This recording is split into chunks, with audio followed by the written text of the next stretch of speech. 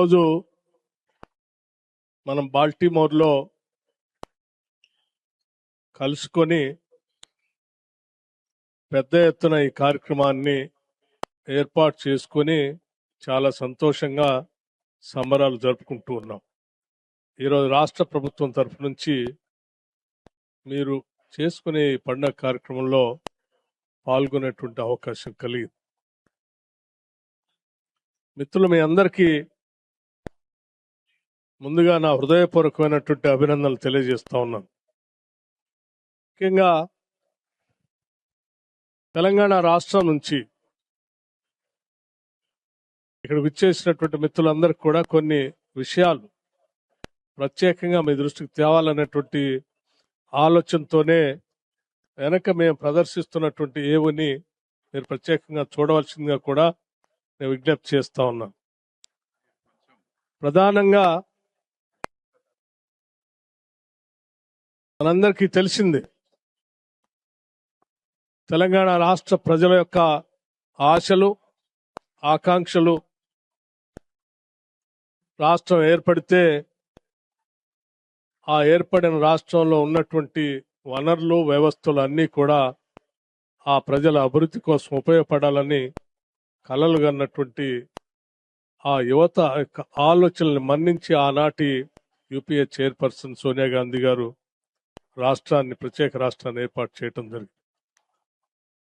ఏర్పడినటువంటి తెలంగాణ రాష్ట్ర ప్రజల ఆకాంక్షలు నెరవేర్చడం కోసం ఈరోజు పాలనలో ఉన్నటువంటి కాంగ్రెస్ ప్రభుత్వం, రాష్ట్ర ముఖ్యమంత్రి రేవంత్ రెడ్డి గారి నాయకత్వంలో ఉన్న వనరుల్ని, ఆలోచనల్ని, మానవ వనరుల్ని అందరినీ ఒక వేదిక మీదకు తీసుకొని వచ్చి తద్వారా రాష్ట్రాన్ని కేవలం భారతదేశంలో ఉన్నటువంటి రాష్ట్రాలతో కాదు, ప్రపంచంలో అభివృద్ధి చెందినటువంటి దేశాలతో తెలంగాణ రాష్ట్రాన్ని పోటీ పడేటట్టుగా చేయాలనేటువంటి ఆలోచనతో అనేక కార్యక్రమాలు ఈరోజు రాష్ట్రంలో చేపట్టాం. అందులో భాగంగా బహుశా మీ అందరికీ తెలిసి ఉండి ఉంటుంది, మూసీ నది హైదరాబాద్ నగరంతో పరిచయం ఉన్నటువంటి వాళ్ళందరికీ తెలిసి ఉండి ఉంటుంది. ఈరోజు ప్రపంచ ఖండాంతరాలు దాటి వచ్చినటువంటి మీ అందరూ అనేక నగరాల్లో ప్రవహిస్తున్నటువంటి ఆయా నదుల యొక్క జీవాన్ని ఏ రకంగా వాడుకుంటూ ఉన్నారో ఆ నగరాల్లో ప్రత్యేకంగా చూసి ఉంటారు. థేమ్స్ రివర్ లాంటి రివర్ పక్కన ఉన్నటువంటి అనేక సౌధాలు, వెస్ట్ మినిస్టర్ లాంటి పార్లమెంటు భవనం, అక్కడ ఉన్నటువంటి అభివృద్ధి కూడా చూసుంటారు. అదే స్థాయిలో హైదరాబాద్ నగరంలో దాదాపు 56 కిలోమీటర్లు ప్రవహిస్తున్నటువంటి మూసీ నదిని ప్రక్షాళన చేసి, రిజర్వేషన్ చేసి, ఫ్రెష్ వాటర్తో ఫ్లో చేస్తూ ఆ నగరానికి మణిహారంగా మూసీ నదిని రిజర్వేషన్ చేయాలనేటువంటి ఆలోచనతో ఈరోజు ప్రభుత్వం ముందుకు పోతుందని మీ అందరికీ చెప్పడానికి చాలా సంతోషిస్తా ఉన్నాను. ఈరోజు మూసీ రిజర్వేషన్ ఏ రకంగా అభివృద్ధి చెందుతుందో కూడా మీరు ప్రణాళికాబద్ధంగా మీకు చూపించడానికి ఒక చిన్న ప్రయత్నం కూడా చేశాం.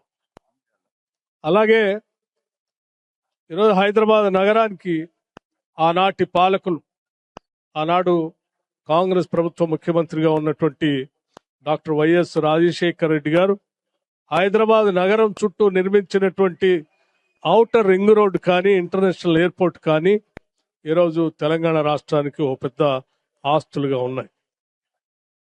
ఆ ఔటర్ రింగ్ రోడ్డు నుంచి తెలంగాణ రాష్ట్రంలో ఉన్నటువంటి మిగతా జిల్లాలన్నింటినీ కలుపుతూ మరొక రీజనల్ రింగ్ రోడ్ని, RRRని కూడా ఈ ప్రభుత్వం ప్రణాళికాబద్ధంగా ముందుకు పోతాం.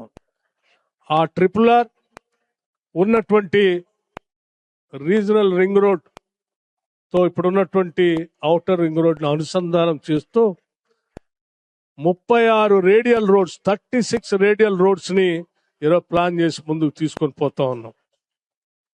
అట్లాగే హైదరాబాద్ నగరంలో ఉన్నటువంటి ప్రజలకి, తెలంగాణ రాష్ట్రానికి సంబంధం ఉన్నటువంటి వాళ్ళందరికీ తెలుసు, హైదరాబాద్, సికింద్రాబాద్, సైబరాబాద్ ఈరోజు మరో మహానగరాన్ని ఈరోజు హైదరాబాద్ ఆనుకుని ఒక ఫ్యూచర్ సిటీని నిర్మించబోతా ఉన్నాం. ఆ ఫ్యూచర్ సిటీ సంబంధించినటువంటి వీడియోని కూడా బ్రదర్స్ ఏవీని ఆన్ చేయవలసిందిగా నేను విజ్ఞప్తి చేస్తా ఉన్నా.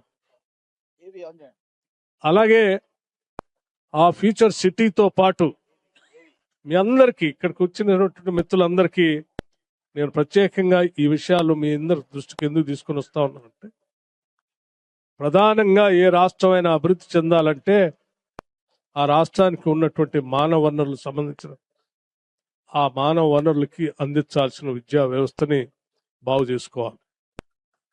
ఈరోజు ఆ విద్యా వ్యవస్థను బాగు చేయటం కోసం తెలంగాణ రాష్ట్రంలో young India integrated residential schools ఒక్కొక్క స్కూలు 25 ఎకరాల క్యాంపస్ లో దాదాపు 200 కోట్ల రూపాయలతో ఇంటర్నేషనల్ స్టాండర్డ్స్ లో 100 శాసనసభ నియోజకవర్గాల్లో 100 స్కూల్స్ ని ఎట్ ఏ టైం ఈరోజు శాంక్షన్ చేసి ఆ స్కూల్స్ అన్ని నిర్మాణం